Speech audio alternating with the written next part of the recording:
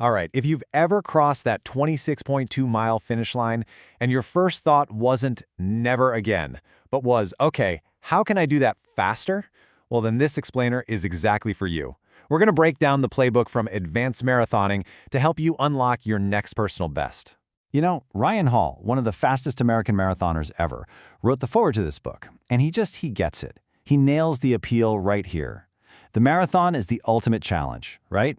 It's a test of your body, sure, but it's also a test of your will and your spirit. And it's that desire to meet the challenge head-on that really separates the finishers from the racers. So, how do we get you from finisher to racer? We're going to follow a 5-step playbook. First, we'll shift our mindset past just finishing. Then, we're going to peek under the hood at the real science of speed. From there, we'll map out the training blueprint that matters, master the art of recovery, which is huge, and finally, we'll talk about how to execute the perfect race on the big day. Look, just finishing a marathon is an absolutely massive accomplishment, no question. But for so many of us, the story is the same, isn't it? You train for months, you get to the race, and then, boom, around mile 20, maybe 22, you hit the wall. It feels like your body just slams on the brakes. But here's the idea from the book that changes everything. Hitting the wall, it's not a moral failing. You're not weak. It's a physiological event. It's your body running out of the right fuel at the right time, usually because of your preparation and pacing. So the key takeaway here is that with smarter, science-based training, you can push that wall right past the finish line for good. To train smarter, we first have to understand what we're actually trying to do. It's not just about logging miles to log miles. We're targeting specific changes in our bodies, adaptations that directly determine how fast you can actually run for 26.2 miles.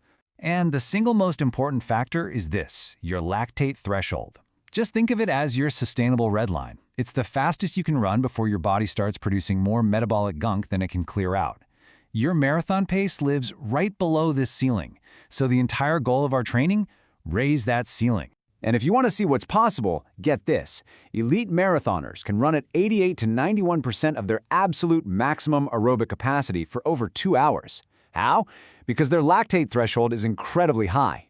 For most of us, that number's way closer to 75 or 80%. And that gap, that's your potential. Smart training is how we close it. The second piece of the puzzle is running economy. If lactate threshold is your engine's red line, think of running economy as your fuel efficiency, your miles per gallon, right? If two runners have the same exact engine, the one who uses less fuel, less oxygen, at marathon pace is going to be able to hold that pace longer and, well, finish faster. Simple as that. Okay, so that's the why. But what about the how? How do we actually improve those two things? If we want to raise our lactate threshold and get more fuel efficient, what do we do? Well, the book boils it all down to 3 essential pillar workouts that every single marathon plan needs. The entire system really comes down to these 3, and each one is a very specific job. First, the long run. Its main purpose is to teach your body to store more fuel and get way better at burning fat, which saves that precious glycogen for later.